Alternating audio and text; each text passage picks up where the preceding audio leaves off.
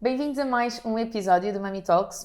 Hoje temos connosco duas convidadas mesmo muito especiais, duas histórias mesmo muito especiais, da Andreia e da Sara.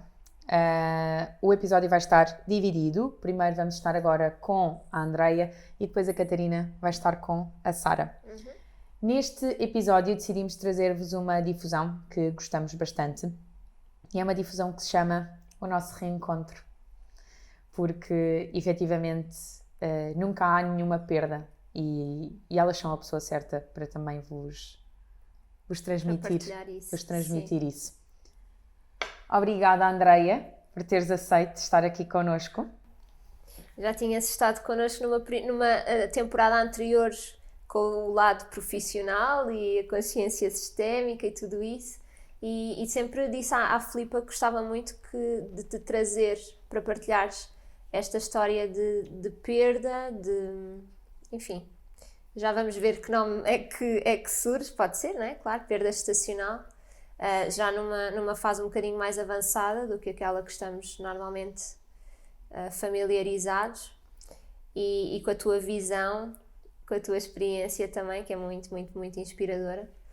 Portanto, não como profissional que falo, como amiga, como tu sabes, e é uma honra também podermos honrar a vossa vida. Sim, a vossa vivência aí deste bebê. Olha, é muito interessante estás a dizer isso, porque efetivamente, e nós estávamos a comentar isto, não é assim em off, o quão já tivemos a oportunidade este ano, na verdade com vocês as duas, num contexto de amigas e com a Filipa também profissional, também de trazer aqui esta história deste meu primeiro filho, que é o Francisco. Agora assim dizer este nome assim, é algo que mexe cá dentro, deste meu primeiro filho. E é verdade que hoje em dia, com todo o trabalho que fui fazendo e aquilo que fui aprendendo em termos profissionais, esta consciência sistémica, tudo isto ganhou uma nova roupagem. Se o meu filho Francisco, que é o meu primeiro filho, fosse vivo, ele teria hoje 6 anos. Eu tenho o Sebastião que tem 5, portanto, houve aqui um momento de pausa, aqui um ano para integrar tudo, para depois voltarmos a engravidar. O meu filho Francisco, foi a minha primeira gravidez, ele chegou numa altura em que, depois de ter estado 4 anos a namorar com o meu atual marido, não é? Com o Sérgio, à distância, porque ele vivia no estrangeiro, ele volta em janeiro para viver, não é? Volta de vez, como nós aqui num contexto de imigração costumamos dizer, voltou de vez. E nós estávamos a tentar perceber como é que era o nosso relacionamento, se nós conseguíamos viver juntos, não é? Porque era tão bom, nós estávamos sempre a lua de mel, nós víamos uma vez por mês, aquilo era espetacular. E lembro-me perfeitamente, eu não tomo qualquer tipo de método contraceptivo, ou seja, não tomo pílula nem nada dessas coisas. E pronto, o calendário ajuda, o preservativo também. E lembro-me perfeitamente que houve um dia que eu disse, eu acho que nós hoje pusemos assim a jeito. E nesse dia pensei, eu se calhar estou grávida. E passado muito pouco tempo eu trabalhava numa escola, na altura, com crianças, e houve um menino que veio ter comigo e pôs-me a mão na barriga e disse, tens aqui um bebê! E eu, como assim tens aqui um bebê? E eu faço anos a 6 de março e nesse dia eu fui dar uma massagem e essa senhora disse-me assim, você está grávida? E eu, outra vez? E quando fomos passear e tal, eu pus a mão na minha barriga e pensei, eu estou grávida. Então, 2 dias depois fiz o teste e descobri que estava grávida. Nós entrámos um bocadinho em pânico e eu também, porquê? Porque sempre tive a sensação que quando ficasse grávida ia ter um desafio qualquer. Só que aquilo que eu achei que era o desafio era, por exemplo, o meu filho ter trissomia 21, por exemplo, e eu querer ter o meu filho e o meu marido não. Então que isso ia trazer assim qualquer coisa, ou seja, sempre achei que de alguma forma engravidar ia trazer um desafio para a minha relação enquanto casal, não é para o casal, sempre tive essa sensação. Então, nós decidimos então avançar, vamos ter um filho, já somos crescidos, não é? Estava na altura, também não era nada assim, então vamos lá ter este filho. E eu trabalhava na altura num sítio que eu não gostava muito, não gostava das condições e assim. Mas depois pensei, não, mas agora vou-me manter aqui, não é? Porque agora com estas coisas das licenças, eu que sempre trabalhei a recibos verdes, de repente tinha um contrato de trabalho, tinha ali alguma estabilidade, pensei, isto vai ser ótimo, estar aqui a trabalhar, pronto, faço este sacrifício, não é? Até o meu filho pelo menos nascer, aquelas coisas das licenças e das baixas de maternidade e essas coisas todas. E fomos continuando assim na gravidez e descobri que uma data de pessoas estavam grávidas, amigas minhas, pessoas que viviam aqui na minha zona, então andávamos todas contentes. E lembro que íamos à praia, fomos à praia assim, maio, e estava muito bom tempo, então nós íamos à praia e elas diziam assim: já fizeste a tua primeira ecografia? E eu, não, tipo, eu não tenho motivo nenhum para fazer ecografia, tipo, eu sinto-me bem, tipo, está tudo bem, não há motivo para ir à procura de fazer uma ecografia, vou esperar pela ecografia das 12 semanas, tranquilamente, e depois logo se vê. E lembro-me dessa minha amiga que é a Marta, que dizia assim, eu não, eu fui logo para o hospital e invento coisas e tudo, que eu quero estar sempre a ver o meu filho, eu quero estar sempre a ouvir o coraçãozinho e não sei o quê. E cada vez que alguém me perguntava isso, sabem aquela sensação de... Mas tipo, não sei o quê, Pronto, porque eu não queria efetivamente estar a valorizar essa sensação que eu tinha, essa intuição que eu tinha. Eu pensei, não, são filmes da minha cabeça, não é? Tipo, primeira gravidez, todas estas histórias e tal. E quando fui fazer a primeira ecografia, o Sérgio foi comigo, e a médica, que é uma médica maravilhosa, fez assim, e tal, eu não dá para ver bem e tal, vá dar uma volta, como um chocolatinho e volte. Então nós fomos, demos uma volta, comi um chocolatinho, voltei e ela disse-me assim, olha, Andreia, eu gostava que, pronto, nem dá para ver o sexo, nem nada, eu gostava que marcasse, sim, daqui uma semana ou duas, e venha cá outra vez, porque aí também já passou algum tempo e tal. Repara, é assim, por um lado, as pessoas podem pensar assim, a médica não foi honesta, ela podia ter dito logo alguma coisa. Mas a verdade é que ela deu-me tempo para eu lidar com aquilo que era, ou seja, é quase como se ela soubesse que as mães sabem, e a verdade é que nós sabemos, a verdade é que nós sabemos, não é? Nós sabemos quando há qualquer coisa para um lado e para o outro. Então quando fui a seguir, já fui com a minha mãe, o Sérgio não podia ir, estava a trabalhar e fui com a minha mãe. Eu lembro perfeitamente que a minha mãe estava histérica, não é? Primeiro neto, já não havia crianças na família há imenso tempo, não sei o quê. Então ela estava assim a olhar para o monitor, tipo, eu não sei o quê, o que é aquilo? Não, não, não. Sim, e a médica com uma cara assim, séria, e eu assim, mãe, podes-te calar, se faz favor. Assim, tipo, senti-me uma coisa assim mesmo. E a minha mãe ficou assim, e eu digo, então o que é que está a ver? E ela diz, Andreia, aqui a questão é o que eu não vejo. E eu disse, ok, o que é que não vê? Ela, eu não vejo cérebro nem osso do crânio. E eu, what? E aquilo foi assim um choque, ou seja, foi um choque ouvir aquilo, porque eu achava que havia alguma coisa, mas eu nunca achei que não fosse compatível com a vida. Portanto, o meu choque foi esse, é incompatível com a vida, não é? Não é tipo uma trissomia, é algo diferente.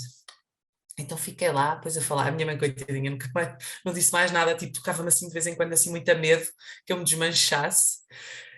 E fomos falar com a médica e eu perguntei então agora quais eram as opções e tudo mais, e lembro-me, e isso foi muito difícil para mim, eu lembro-me que de alguma forma eu continuava a querer levar esta gravidez até ao fim, eu queria parir o meu filho, porque ela disse-me assim, estas crianças com estas condições, que é a crania, entre outras coisas, mas esta era a mais óbvia, ela disse que podia acontecer que o bebê morresse dentro do útero, portanto isto era um risco, não é?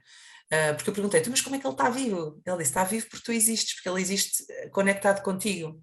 Eu, ok, mas pode acontecer que morra dentro do útero, ou pode acontecer que a gravidez até vai até ao fim, tu vais parir o teu filho e depois no espaço de algumas horas, 1 hora, 2 horas, 3 horas no máximo, pelo menos daquilo que era a informação na altura, a criança acaba por falecer. E eu, uma parte minha, queria muito levar a gravidez até ao fim. Queria mesmo, mesmo muito, quase como, tipo, não quero ser eu a ser responsável pela morte do meu filho, estão a ver? E este foi o desafio maior que eu tive que lidar dentro de mim internamente, que foi, eu matei o meu filho. Porque eu fui para o hospital e ele estava vivo, bateu um coração dentro do meu útero, e depois quando puseram os comprimidos abortivos, não é, para estimular as contrações e o parto, passado um tempo ele estava morto, não é? Portanto, aqueles comprimidos, o que promovem dentro de nós, mulheres, é exatamente a morte do feto, neste caso. Eu já tinha quase 4 meses, portanto faltava para aí uns dias ou assim, sim, uns diazinhos para fazer 4 meses. E essa foi a grande questão que eu tive que trabalhar constantemente entre mim, foi eu matei o meu filho, eu é que matei. Tipo, ele estava vivo, ele podia ter, ou seja, tu não ias ter um filho, ele não ia sobreviver, mas ele estava vivo, portanto ele podia ter nascido vivo e depois morria, tipo, mas era natural, era a natureza, era o curso normal, mas não tive qualquer tipo de, as pessoas à minha volta não tinham essa capacidade para me apoiar num processo desses, até porque estavam muito aflitos também comigo, não é? Imagina que o bebê morria dentro de mim e havia alguma complicação e depois eu não podia ter filhos, era a minha primeira gravidez, portanto, os meus pais, mesmo o Sérgio, eles estavam muito preocupados com toda esta situação e, portanto, também não houve. E eu disse, ok, tudo bem, tudo bem. Depois, eu que gosto sempre de beber o meu copinho de vinho, não é? Tinha deixado de beber e essas coisas todas, depois ali durante aquele quase, eu tive para aí 3 semanas, desde que eu soube isto, nesta ecografia, até à interrupção da gravidez. E então era estranho, que era tipo assim, parecia que havia um lado meu que dizia assim, então agora vou beber o vinho que eu quiser, também já não vou, isto já então, havia uma raiva, não é? Havia imensa raiva, depois ao pé de mim havia pessoas que se drogavam e estavam grávidas e que os filhos deles nasceram e estavam saudáveis, então havia quase esta injustiça, tipo, quer dizer, eu não sei o que tenho uma vida saudável, não sei o que, e eles, e porquê é que isto não aconteceu a mim? Portanto, também passei por toda essa revolta, claro, muito interno, porque eu não sou de expressar isto assim para fora, vá, digamos assim, muito interno. Foi um processo muito solitário e agora, ainda há pouco tempo, estava a falar com o Sérgio sobre isso, sobre a diferença que foi para mim e para ele, não é? Quando eu fui para o hospital, ele podia lá estar comigo e acompanhar-me durante todo o processo, ele podia ter feito isso, e eu disse-lhe que eu não queria, que eu queria estar sozinha, porque eu senti que de alguma forma aquele filho era só meu. Ou seja, é claro que é meu e do meu marido, em termos sistémicos, obviamente é o nosso primeiro filho, mas a experiência era minha e eu queria estar muito presente para aquilo que estava a acontecer. E se ele estivesse lá, com o meu feitio, não é? Que aqui é a minha heroína, eu ia estar preocupada também com o que é que ele estava a sentir, o que é que ele estava preocupado, que eu estava preocupado comigo porque eu estava não sei o quê. Então eu decidi fazê-lo comigo, com a minha fé, claro, com a minha família, os meus ancestrais, toda a gente ali juntamente comigo, mas passar por isso sozinha. E assim foi.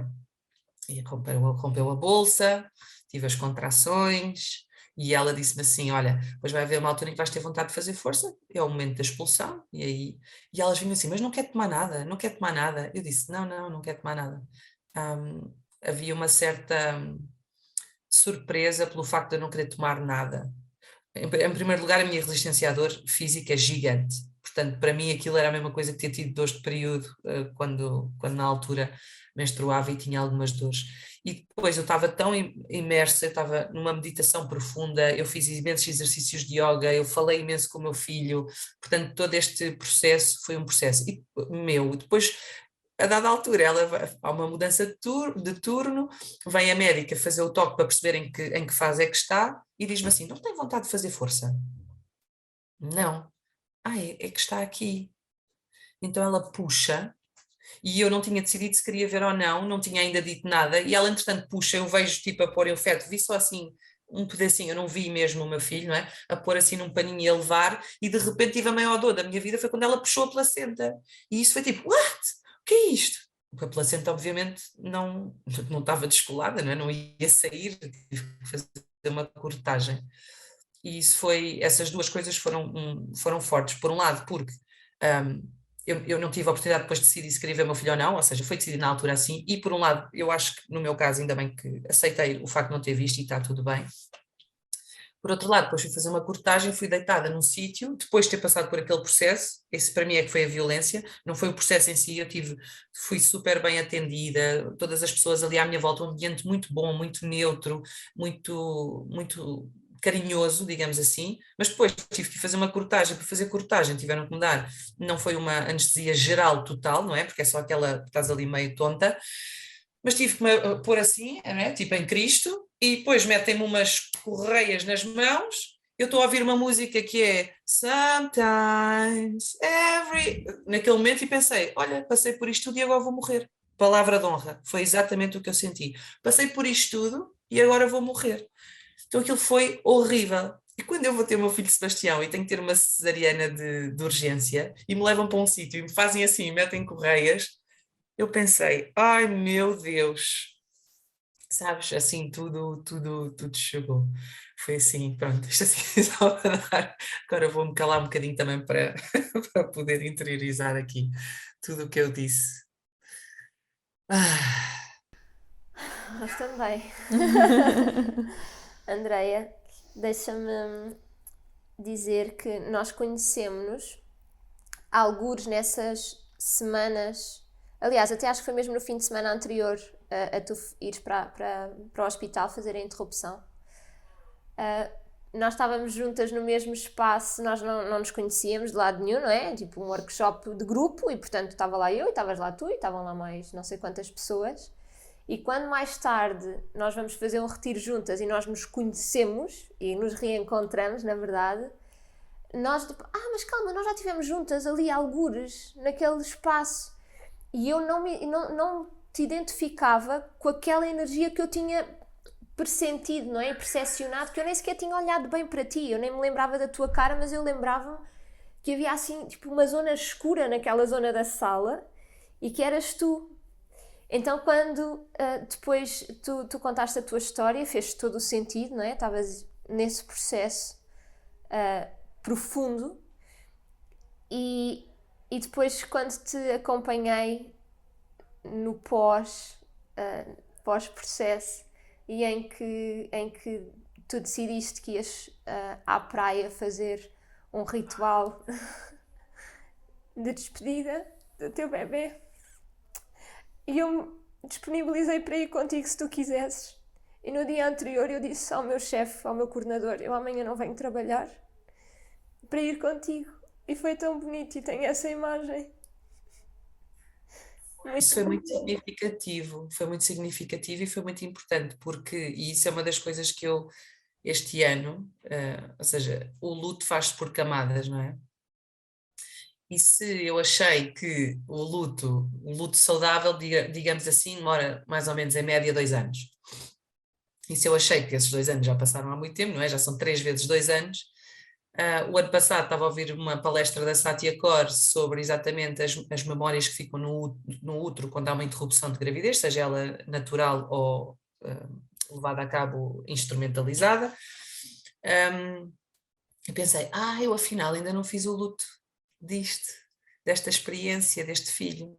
E depois este ano, quando fui à consulta com a Filipa, ela me perguntou, então, mas quantos filhos tens? Eu tenho, e ela, como é que se chama? E eu, Francisco. E quando disse isto, ou seja, este era o nome que escolhemos para o nosso filho, mas eu não dizia isto há muito tempo em voz alta. Então, quando ela me faz este convite a expressar isto ali, não é? Foi tipo, uou, uou, uou.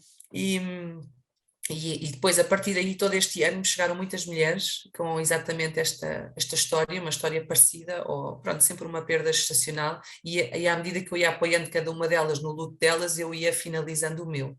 Sendo que esses rituais são aqueles que eu mais sugiro sempre fazer logo imediatamente. Existem muitas coisas, não é? Como escrever as cartas, que é muito óbvio.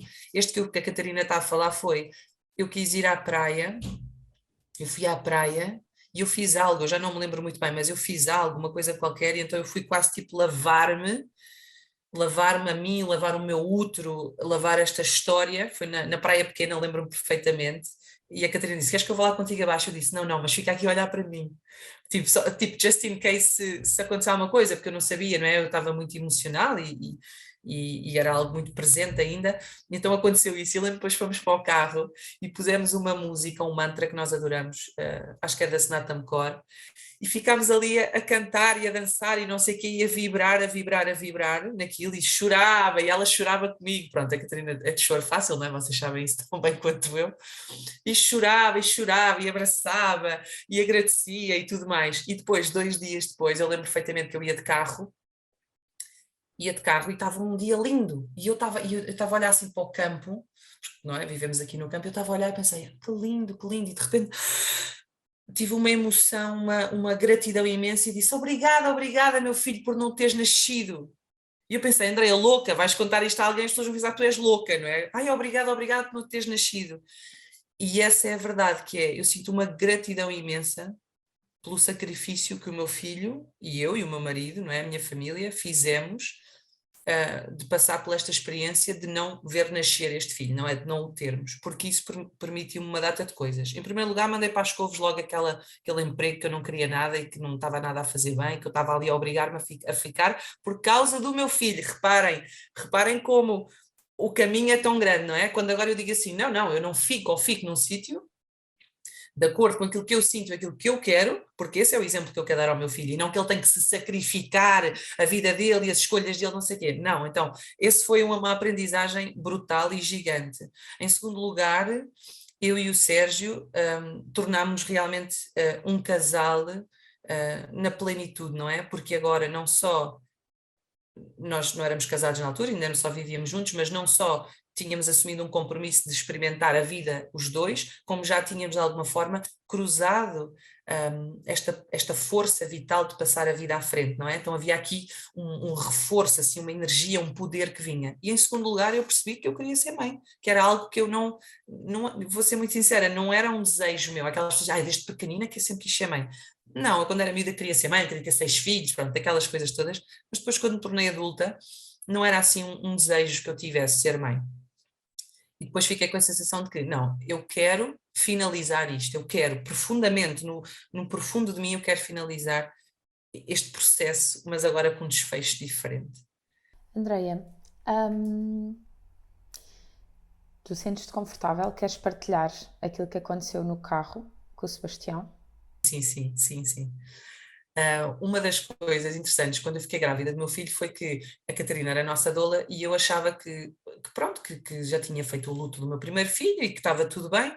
Eu não era terapeuta transgeracional ainda na altura e hoje percebo que o meu filho não podia ter nascido de outra forma a não ser de cesariana. Porque a memória física somatizada pelo meu corpo é, pela minha vagina nascem os meus filhos mortos. E como eu não tinha finalizado esse processo, não é? Eu não podia deixar que o Sebastião nascesse pela minha vagina, inconscientemente. E ele sabia, por isso é que quando as contrações iam aumentando, o batimento cardíaco dele ia diminuindo. Porque ele dizia, ui, não é por aqui, não é por aqui, não é por aqui. E eu também, não é? Reforçava toda essa intenção. Quando eu fiquei grávida do Sebastião, eu pensei assim, é uma menina, e tinha a certeza que era uma menina.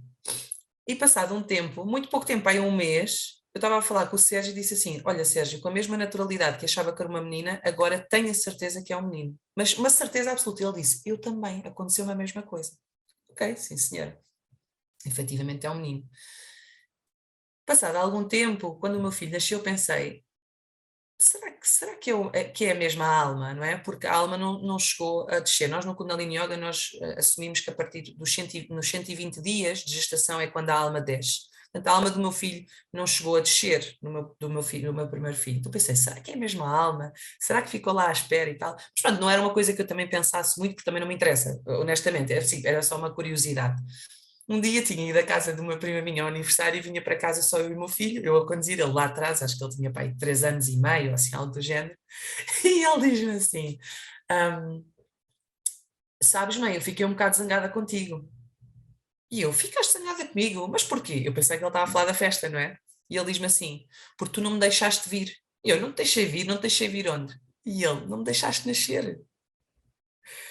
Eu já tinha ouvido uma data de histórias de crianças que partilham assim coisas, não é? Como, por exemplo, a Iris, que disse que o filho dela tinha caído de lá das estrelas e que não era suposto ter caído e queria voltar, tipo histórias assim. Mas eu, quando aquilo não aconteceu, fiquei, ok, vamos ver o que é que isto vai dar.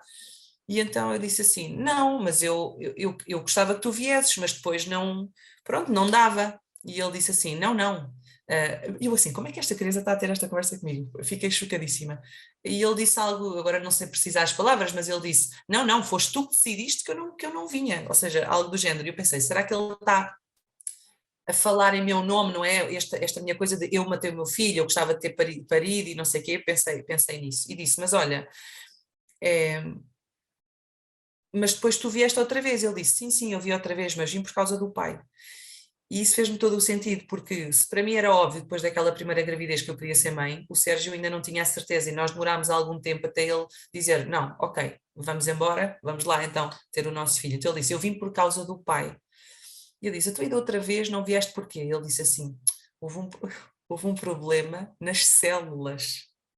E eu não pude vir. E eu pensei, como é que o Sebastião sabe isto? O problema nas células, onde é que ele ouviu isto? Nós nunca falámos sobre isto, ou seja, ele sabe que havia um irmão dentro da barriga da mãe, que não nasceu, mas eu não ia ao pormenor, uma criança de 3 anos, porque ali uma coisa celular, não sei o que, não sei o que mais. Então, toda esta conversa, eu chorava copiosamente, eu já nem vos consigo dizer a conversa toda, mas basicamente o que ficou para mim foi, olha mãe, eu não gostei muito que tu não me deixasses vir, mas eu vim na mesma e desta vez vim com mais força porque o pai queria. E a verdade é que nenhum de nós queria ser pai da primeira vez.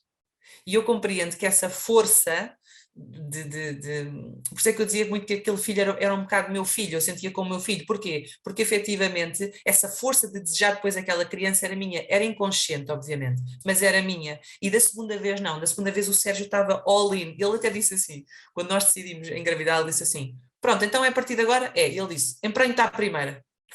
Sim, na brincadeira. E não foi à primeira, mas foi à segunda, e com uma força imensa, porque ele estava a trabalhar no Porto.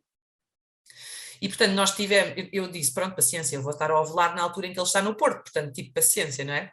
Mas nós estivemos juntos antes dele ir, e naquelas 72 horas onde os bichinhos ainda podem sobreviver, eles sobreviveram e deu-se a concepção. Portanto, a força dele, não é? Ele queria efetivamente ter este filho, este nosso filho, Sebastião. E então, pronto, estas histórias são muitas giras, pois. Obrigada por partilhares, é mesmo muito importante, porque estas histórias de facto acontecem, eu ouço imenso, e nós, acreditando, duvidamos sempre, mas há coisas que de facto não se explicam. Em modo fecho, esta expressão já está enraizada, mas em modo fecho, eu e a Catarina gostávamos de te perguntar como é que tu e o Francisco se reencontram. Que bela pergunta. Olha, o Francisco faz muito parte da nossa vida. Eu falo sempre dos meus filhos, a todas as pessoas, tipo, sei lá, não sei quem, não, tenho 2 filhos, tenho um nascido aqui comigo e outro não nascido. Ele faz parte do Sebastião, portanto o Sebastião fala disto, tem um irmão, não é? É um irmão que não nasceu, teve um problema, ele agora diz que ele teve um problema nas células, ele continua com esse discurso sempre, que não nasceu. Eu tenho em casa alguns elementos que trazem o Francisco para a nossa vida e que o mantêm aqui.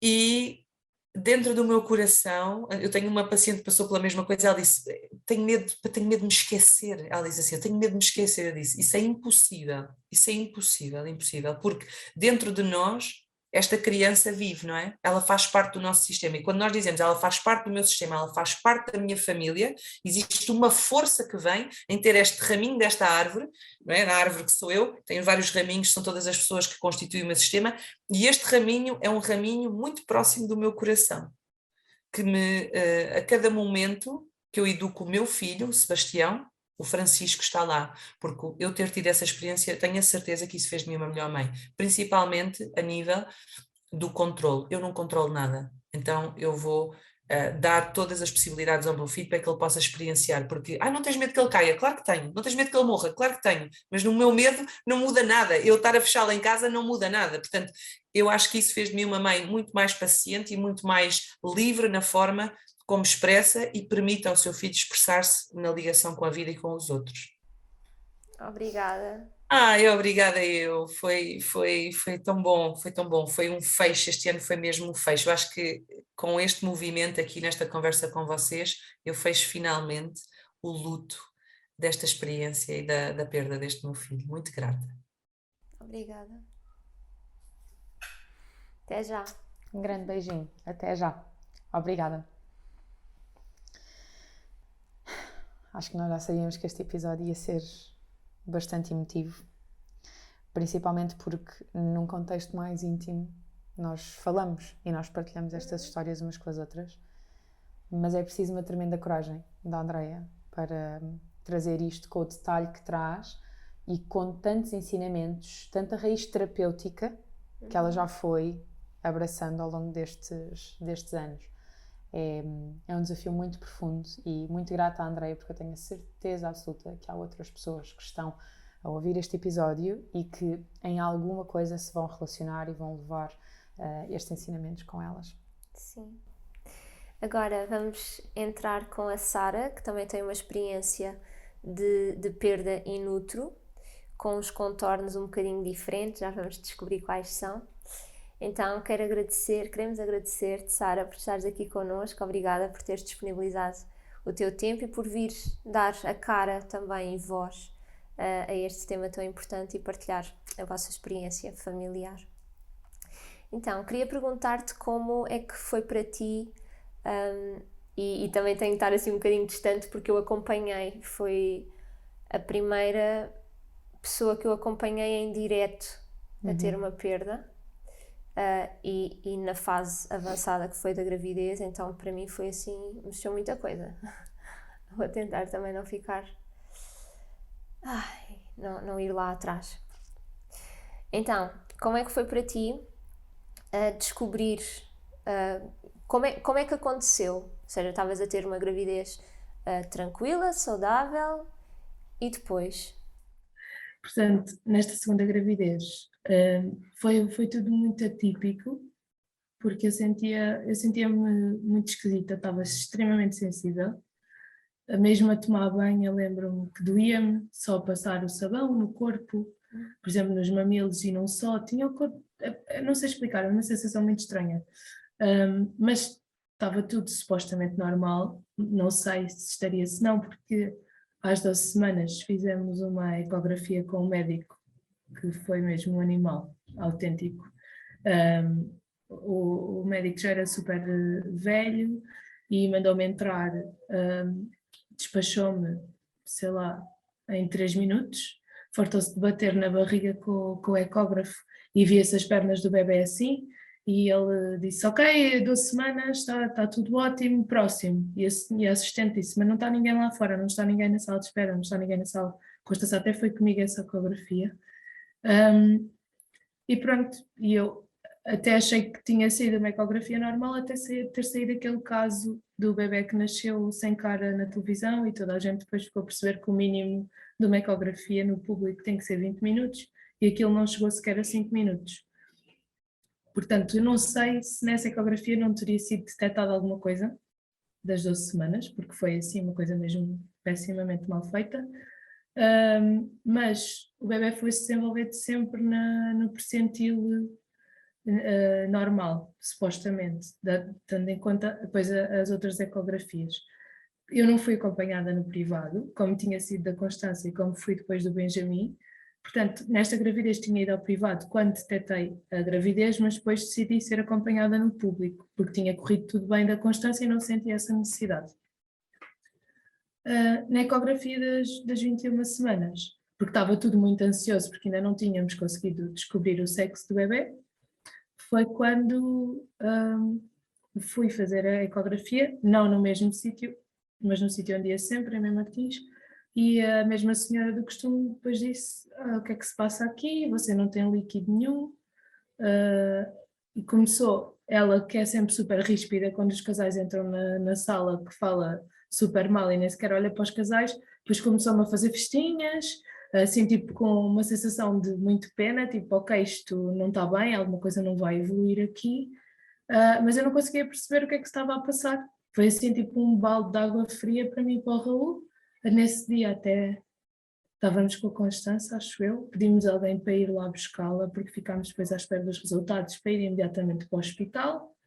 Ela só dizia que o bebê estava sem líquido, que eu tinha que ir para o hospital, que tinham que me injetar líquido na barriga para conseguir ver os órgãos do bebê, para perceber o que é que se passava. Estava realmente com um percentil bom e um tamanho normal, desenvolvimento perfeitamente normal para aquelas semanas, mas que por algum motivo eu tinha parado de produzir líquido. Portanto, o bebê tinha aquele líquido a 15 e tinha tipo líquido a 2. Portanto, claramente ia acabar por não sobreviver porque precisava do líquido para sobreviver. Os batimentos cardíacos estavam normais, estava tudo normal. E ela disse que tinha que ir logo à centro de saúde, pedir autorização para ir ao hospital, só que era sexta-feira, isto foi numa sexta-feira, já tinha 21 semanas e qualquer coisa, acho que 21 mais 5, acho eu, e fomos logo para o hospital, diretamente para o hospital. E quando chegámos a Cascais, bem, tive para aí 1 hora em ecografia, com imensa gente dentro da sala, tipo estagiários, tudo, para tentarem perceber o que é que se passava. E fiz a ecografia endovaginal, a ecografia na barriga, e toda a gente dizia, ok, não é os órgãos genitais, não é os rins, o bebê está completo, mas não tem líquido, não sabemos o que é que tem líquido, você vai ficar internada. Não lembro quantos dias é que eles disseram. Isto foi uma sexta-feira, eles disseram que eu ia ficar internada até segunda para fazer terça-feira outra ecografia, ia ficar lá e tinha que tentar beber 2 litros de água por dia para ver se começava a aumentar os níveis de líquido dentro da barriga. E eu até pedi para sair, porque nós tínhamos o workshop de alimentação crudívora e curativa no dia seguinte na guest house e não havia mais ninguém para organizar, então fui só delegar tudo e às 11 da noite voltei para o hospital para ficar internada. E pronto, depois fiquei internada e pronto, este era o prognóstico e nós na altura tentámos, ok,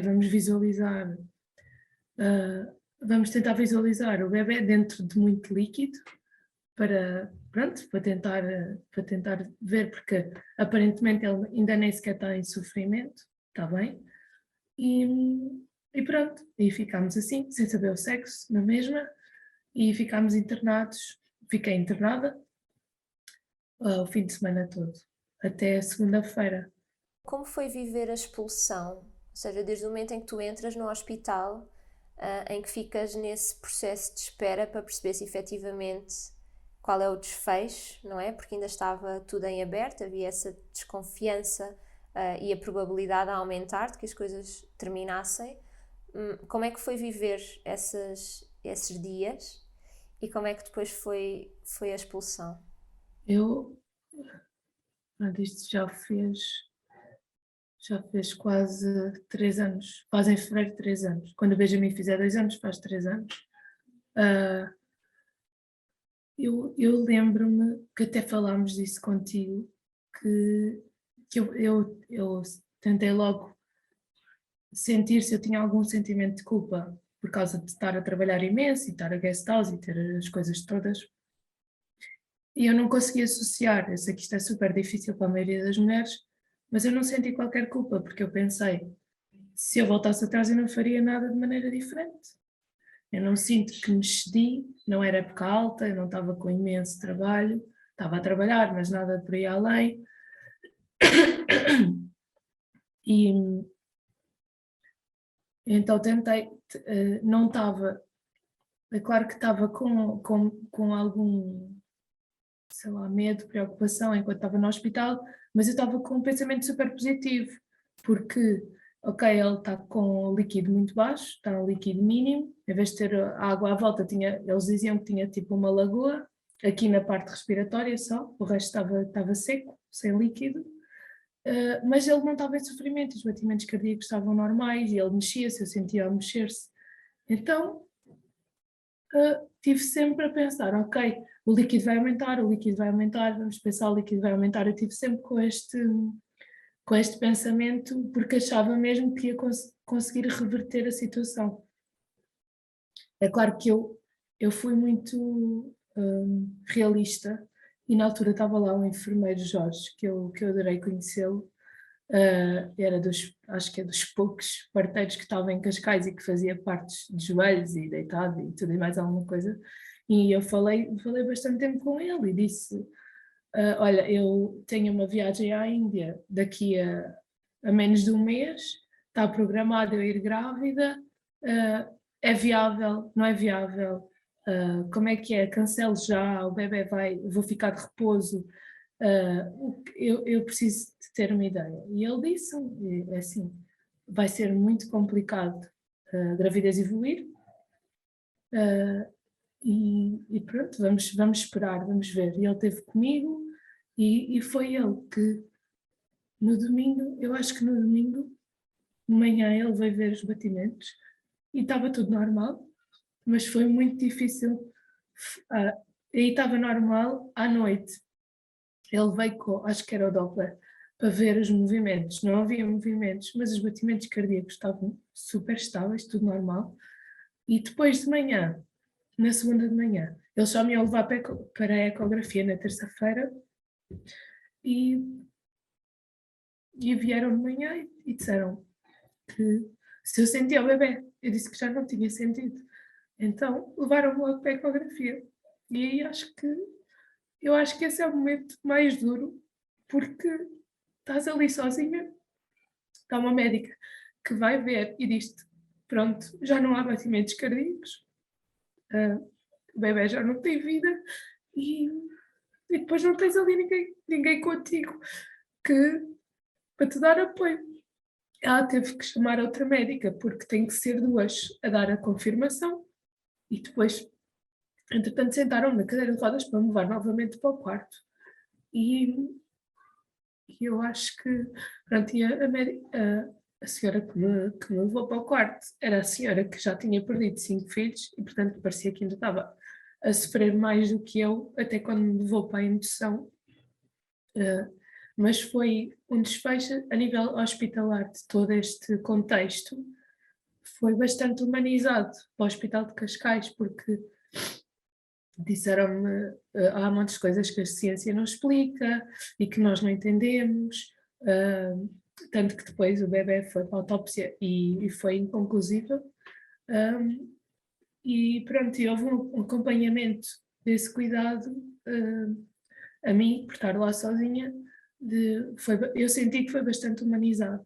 Depois a primeira coisa que eu fiz assim que cheguei ao quarto foi ligar ao Raul, ele veio ter comigo e depois falámos contigo e ligámos-te, depois tu vieste ter connosco. Pronto, a parte do expulsivo.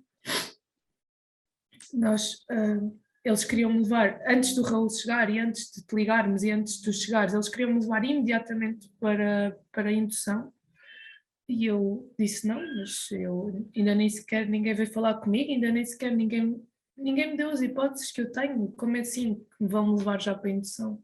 Eu quero que venha aqui alguém que me explique o que é que eu posso fazer, quais são as minhas opções. E então lá veio uma médica, eu acho que o Raul já lá estava, pronto, e é óbvio que chorámos bastante e para ele havia muito sentimento de culpa, que depois quando tu chegaste tivemos a desconstruir isso, porque ele teve sempre, eu tive uma gravidez da Constança super bem, trabalhei imenso, foi uma gravidez muito boa, e esta eu sentia-me esquisita, mas ele estava sempre a desvalorizar, sempre. Não comeces, não sejas assim, não sei o quê. Então é normal que ele tenha tido mais este sentimento de culpa, que eu não consegui sentir qualquer tipo de culpa neste desfecho. E depois a médica explicou quais eram as nossas opções e nós decidimos então que íamos para a indução, porque eles também disseram logo que, como era uma gravidez muito avançada, que já estava quase com as 22 semanas, que o processo de indução podia levar vários dias e depois eu ia ter que ficar vários dias internada. E então pensei, ok, eu posso esperar que o corpo expulse naturalmente, mas como é uma gravidez muito avançada, há o risco de fazer uma infecção e esperar por esperar, prefiro esperar pela indução, já que a indução vai ser demorada de qualquer das maneiras. Nisto ficámos lá contigo e como foi mudança de turnos, isto foi de manhã e só às 7 da tarde é que me levaram para a indução. Portanto, ficámos lá o dia todo até à indução. Depois fomos para a indução e eu acho que, exato, eu levei 2 doses de comprimidos, em que aquela primeira hora não te podes mexer, e depois podes-te mexer, e pedi a bola, e eles disseram que não davam epidural, depois vieram-me dar epidural, eu disse que não queria, que não ia levar. Depois quiseram-me dar um medicamento que eu não queria, mas que eles explicaram que ajudava bastante na expulsão e que me ajudava a relaxar e a expulsão a ser mais fácil, então eu aceitei. E depois, quando às 11 da noite eu já tinha levado a segunda dose de comprimidos, porque eles iam pondo de 4 em 4 horas, acho eu, punham os 2 comprimidos vaginais de indução. Às 11 e tal, eu já não sei os tempos, mas eu tenho isso tudo escrito no meu relato de parto que está público. Às 11 e tal eu comecei a sentir umas dores horríveis, mesmo já intoleráveis, isto porque eu agora tenho comparação, o que é um parto induzido, o que é um parto natural, o que é uma indução natural, uma indução química, e eu tinha dores horríveis, parecia que me estavam a rachar o útero ao meio, como se me tivessem a abrir o útero. E aí disse, por favor, deem-me alguma coisa para as dores, porque eles tinham dito que iam dando medicação consoante a escala da dor, que iam dando à medida que eu precisasse. Então eles deram-me qualquer coisa intravenoso, só que passado 5 minutos, ou seja, nem chegou a fazer quase efeito, porque nesse tempo eu fui à casa de banho e senti que era um comprimido que estava a sair, mas já era a bolsa também. Estava a bolsa, ele nasceu pélvico e eu agarrei na bolsa e fiquei à espera. Eu estava com o medicamento que eles me deram, portanto, pedi ao Raul para prender o medicamento no gancho do chuveiro, que eu estava assim presa, e agachei-me ao lado da sanita e esperei. Agarrei na bolsa com a mão e esperei que pela próxima contração, que ainda demorou para aí 1 minuto e tal, até ele sair completamente. E fiquei com a bolsa na mão. Ele tinha 370 e tal gramas e a bolsa estava sem líquido. Eu tentei, tipo, tinha só uma mão, não é? Eu tentei rasgar para o ver e não consegui de maneira nenhuma. Tipo, estava a tentar abrir. Depois pedi ao Raul para me ajudar. O Raul veio quando ele nasceu e pôs um resguardo no chão para nós o pousarmos. Portanto, ele nasceu pélvico com a bolsa e a placenta assim colada à bolsa em cima. Depois lá conseguimos, acho que, eu já não me lembro se conseguimos abrir, mas acho que não.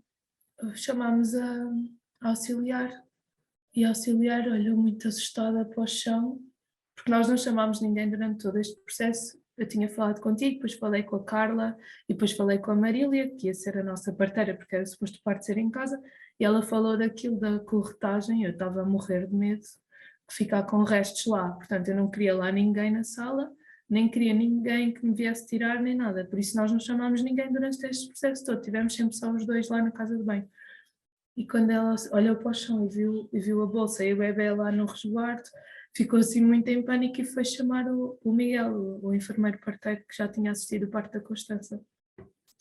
E ele chegou lá, pegou logo nele a dizer meu amor, e levou. E foi tirá-lo da bolsa e lavou isso tudo. E depois trouxeram para nós ficarmos com ele. Ele trouxe-o embrulhado num resguardo com um gorro de crochê que eu ainda tenho lá guardado. E pronto, e depois nós vimos que era um menino. Eu achava que era um menino, mas só conseguimos ver aí e já estava completamente deformado. Eu tinha os dedos todos, os pés, umas pernas enormes e os dedos dos pés. E pronto, acho que tu viste umas fotografias também, tu e a Maria. E pronto, depois há uma coisa muito importante neste processo que eu tento sempre passar às pessoas, que é de verem o bebê. Porque ainda há pouco tempo ouvi o relato de um bebê que nasceu, que tinha problemas e induziram também às 22 semanas, e o bebê nasceu a respirar. E a mãe não quis olhar, não quis ver, não quis nada. Só dizia para tirarem dali aqui. Só que esse processo, eu acredito que esse processo é muito importante para o luto, para depois poder ter outro filho. E eu recebi, depois de publicar a minha carta pública, eu recebi muitos relatos. E alguns deles eram mesmo isso, era que precisaram muito da imagem do filho que perderam para conseguir fechar o capítulo e só depois disso é que conseguiram engravidar novamente.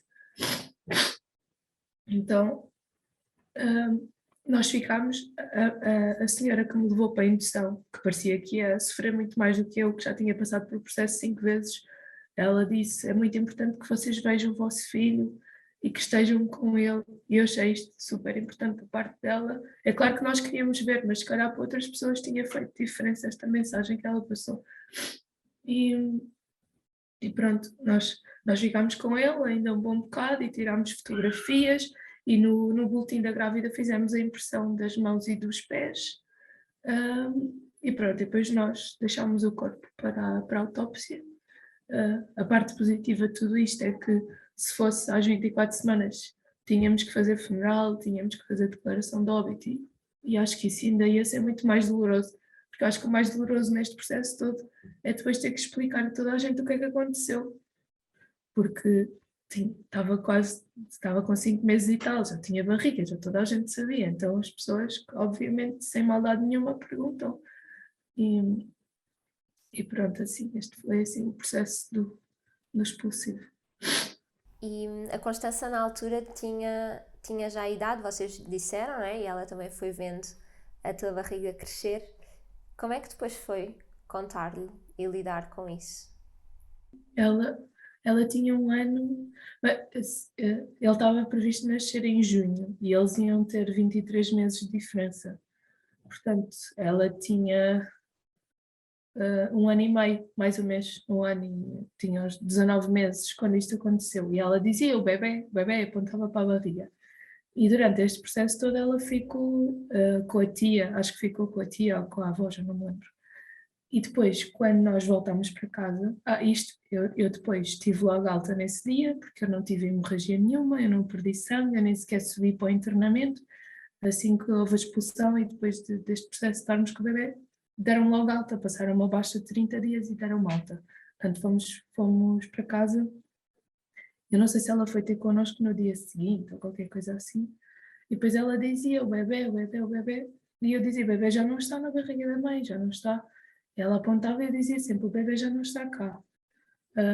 Já não me lembro o que é que lhe disse, não sei se lhe disse se o bebê morreu, o bebê já não está na barriga, a mamãe já meteu o bebê na barriga, qualquer coisa assim. Mas nós nunca lhe escondemos. De qualquer das maneiras, eu acho que ela acabou por sofrer imenso com tudo isso, porque eu mantive a minha viagem à Índia, portanto, era suposto ir grávida, estava tudo normal e o médico tinha dito que eu podia ir sem problema nenhum. E depois fui na mesma. E essa ausência, que eu nunca tinha estado 10 dias longe dela, essa ausência, ao mesmo tempo de ter perdido o bebê e tudo mais, ela ficou bastante doente, com um problema qualquer nos pulmões, que nós sabemos que está associado à tristeza, e eu acho que foi tudo ao mesmo tempo. Foi a perda do irmão, depois foi eu ausentar-me aqueles 10 dias, e pronto, ela agora fala nisso com naturalidade, não é? Ela diz que a mãe teve um ano, mas que morreu, e pronto, ela fala disso super normal. Que aprendizagens tu sentes que este bebê e esta experiência trouxe para ti, para a tua família, para a vossa relação de casal? E de que forma, se isto faz sentido, é que te mantens ou não conectada com este bebê? Eu acho que sim. Aliás, lá na Índia fiz agora estou-me a esquecer, fizemos um ritual de lua cheia de libertar. E uma das coisas que eu não conseguia fazer era, eu não conseguia falar deste processo todo sem sentir dor da perda. E eu acho que foi mesmo transformador, porque eu a seguir conseguia falar perfeitamente disso, sem sentir uma dor enorme que eu tinha. Eu libertei essa dor. E de qualquer das maneiras, eu continuo sempre a falar, mesmo quando as pessoas dizem, este foi o teu segundo parto, não sei o quê. Não, o Benjamin foi o meu terceiro parto. Eu tive outro filho que nasceu sem vida. Pronto, eu faço sempre este discurso, portanto é um terceiro parto, é uma terceira gravidez, se eu voltar a ficar grávida é uma quarta gravidez, é um quarto parto, é um quarto filho, este filho está sempre lá. Pronto, é claro que noutros contextos que vou a algum lado, tipo, tenho 2 filhos, não é? Não estou a dizer que tive uma perda estacional, mas está presente. Uma das coisas que mudou foi, eu acho que nós estamos juntos, vai fazer 10 anos, e acho que nunca na vida estivemos tão unidos quando isso aconteceu. Eu não sei explicar, não sei mesmo pôr por palavras, mas foi uma união que não dá para explicar. Nós estivemos mesmo muito, muito unidos. Acho que até hoje foi assim a fase em que estivemos mais conectados e mais ligados um ao outro, e que demos mesmo muito apoio um ao outro e que nos permitimos estar abraçados e chorar o tempo que quisermos, deitados, acordávamos e chorávamos.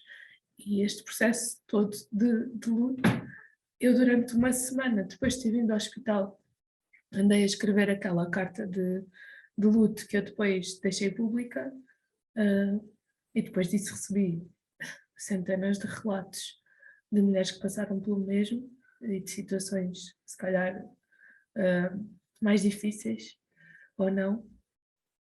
E a nível da aprendizagem, isto depende muito daquilo que nós acreditamos, mas se nós acreditarmos que, como nós acreditamos em reencarnação e que há almas que às vezes precisam de fazer este processo de encarnar e de desencarnar desta maneira, por muito que seja verdade ou não, acreditemos ou não, se acreditarmos, eu acho que nos ajuda muito a compreender. É como a fé, não é? A fé para algumas pessoas ajuda a compreender uma série de coisas, mesmo que outras achem que não. Por exemplo, eu nunca iria fazer uma indução de um parto de um bebê com uma malformação. Eu ia deixar o bebê nascer. Há pouco tempo vi um vídeo de um casal que pensa da mesma maneira, porque normalmente as pessoas fazem indução porque têm medo, não sabem o que é que vem aí. Tem uma malformação e fazem indução. Depois acontece como este bebê que nasceu a respirar. Eu vi um vídeo de um casal que detectou uma gravidez, que o bebê era, acho que se diz acéfalo, nasceu sem cérebro, e eles decidiram que iam levar a gravidez toda até o fim. E eu até partilhei o vídeo há uns tempos.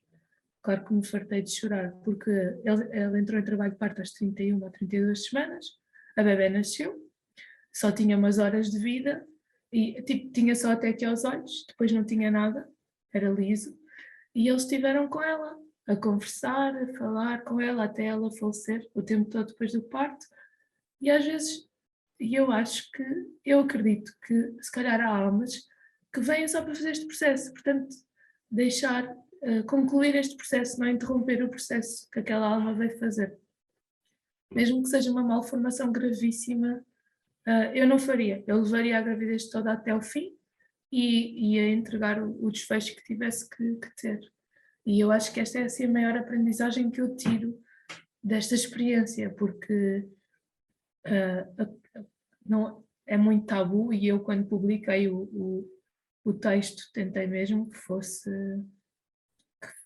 deixasse de ser tabu, que rodasse o mundo, que toda a gente lesse, que percebesse que acontece, cada 3 em 4 mulheres vive uma perda gestacional, é mesmo muito, muito usual, só que as pessoas pensam que não.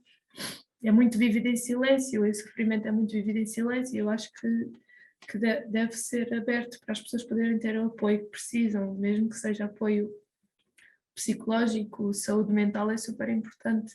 Então acho que é assim das maiores aprendizagens que eu tive em relação a isso. Obrigada, Sara. Obrigada mais uma vez pela tua coragem de partilhares. Foste das primeiras pessoas, assim, da minha esfera, que partilhou publicamente no momento em que estava a viver, então, e mostraste a fotografia do vosso bebê e tudo, e está, não é? Está público.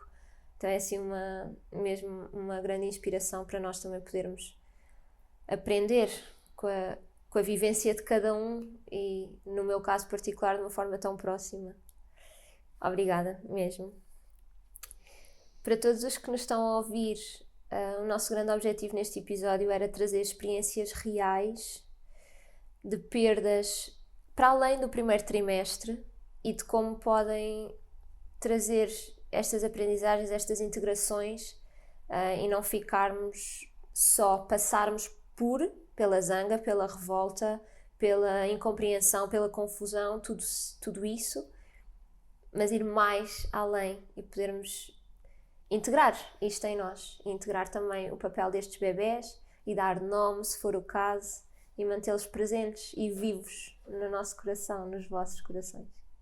Obrigada. Subscrevam o canal, mantenham aqui estas notificações para depois receberem os episódios em primeira mão, e na próxima semana voltamos a encontrar-nos. Um grande beijinho e até já. Até já.